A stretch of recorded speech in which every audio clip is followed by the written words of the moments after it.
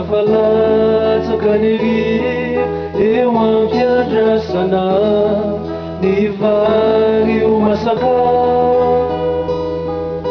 Indreo fa mirondrona eo ampitoerana, eto ankizy marobe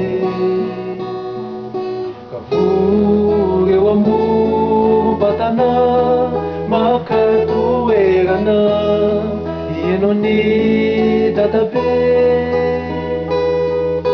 Itatarangano arikio ampiomeka izany de mitomboka foana hoe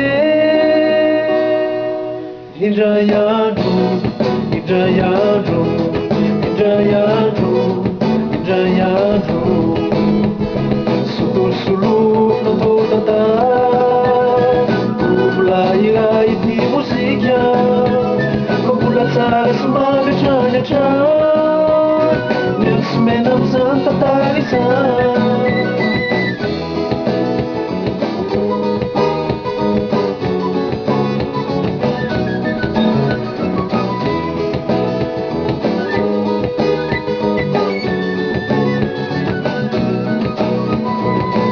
Tramavona ravomandre laifakira tsotona mansabe, tantara tena maro sansala tena tambanivohitra ny atsara.